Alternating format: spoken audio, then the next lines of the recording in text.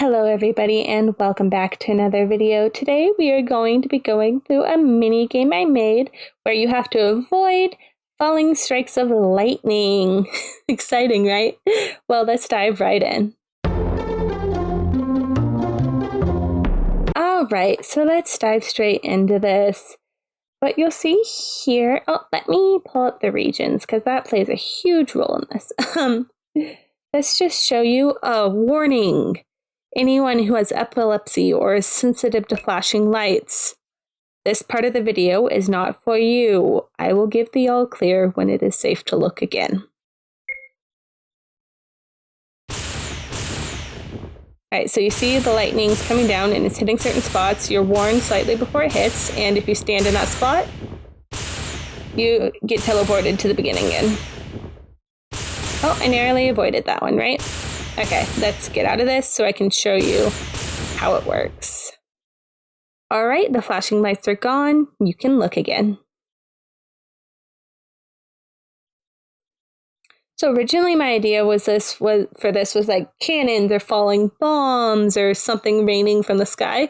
But then I realized default animations didn't really have any of that. So we just went with lightning. But all of these are the exact same. They do this common event. You're probably getting sick of seeing it. Where are you at? And it's player touch below character and that common event. Just the only important thing is it does the region ID. You don't need all of this. I just didn't feel like putting this in there because I'm lazy. And it's getting the player's region ID. So that means that as soon as you step out the one of two sections and you hit 3, you are not going to get hit. And I have it completely surrounded because if you had diagonal movement, you would want to make sure that they would hit the side tiles. Now diving into this is set to parallel. This top, we have a variable set to a random number between 1 and 2, and depending on which one it selects, changes the amount of time it takes for the lightning to strike. So it waits 60 frames, and then it waits 30 frames, and then A switches on, and it waits 30 more with the warning symbol frames, and then it gets the region ID of the player. If the region ID is 1, which you can see right here, then the player gets hit. All of this fancy stuff happens, transfers the player to the beginning, sets the region ID to 0, and then turns control switch B and A off and starts this all over again. Note that everything is set to below character and parallel. This one does the exact same thing, except for it's if region ID equals 2 instead of 1. So that way, if you're standing over here and this one gets hit, you're not going to die because you weren't hit by that correct strike of lightning. This would get a lot more complicated with a lot more events, and it could potentially lag. You see that? But I didn't win over. If your region ID isn't hit, then it just shows the animation and then turns everything off and loops it again. Same thing, just minus you getting hit. You could have getting hit equate to a game over. You could have it take some damage, and once you get hit enough times, you die. You could have it do all sorts of fun stuff. I decided to teleport you to the beginning because I didn't want to deal with the game over screen when showing you how this works. If you wanted to do a game over screen, all you would have to do is, before that, you would go to the 3rd tab and just hit game over. And it game overs the game automatically. If you wanted them to lose health, you would do change HP, which is on the 1st tab. You could do just the leader, or I would suggest entire party. Decrease by a certain amount, and you can either allow death or you can't allow death. If you do not allow death, that means the player's HP will stop at 1. It will not go to 0, and you will not get a game over.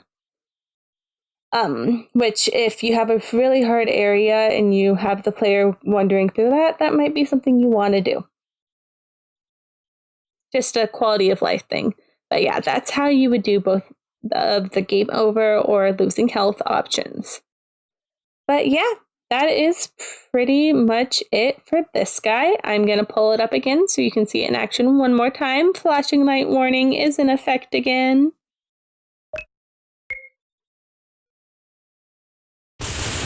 Okay, you see the little dot that appears right before it hits?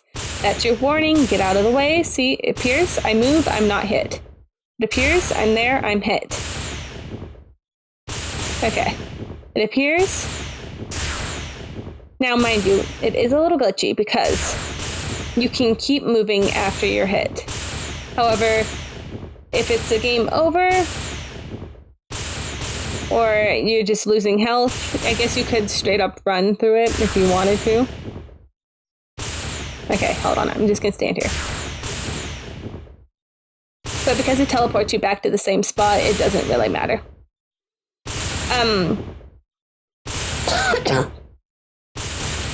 There is a way to lock the player in place. Oops, wrong button. Flashing lights over. All you have to do is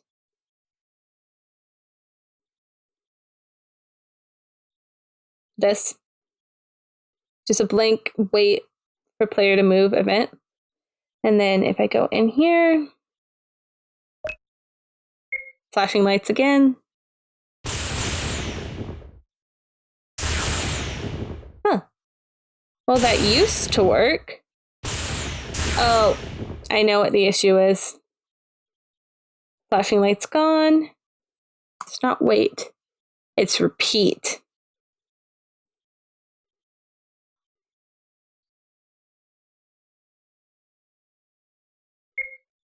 Flashing.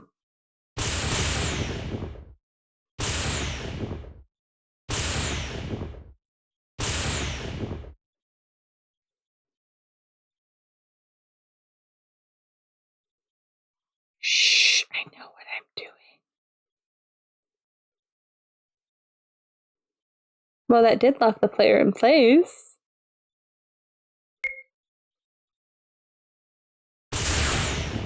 There we go. Okay, I figured it out.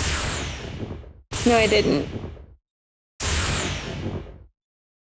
Ooh, that audio did something weird. I don't know. There's probably a plugin to restrict player movement. My brain is not functioning at flashing over at full capacity right now, but yeah. It doesn't really affect gameplay all too much, especially if you're doing game over or teleport player, you still get hit. It still runs through the event, so it doesn't matter if you're moving or not. But yeah, that's about it for this one. Thank you all so much for watching. I know this was a pretty short event, but I hope it helps. And yeah, I hope you enjoy the rest of your day, night, whatever else in between. Bye!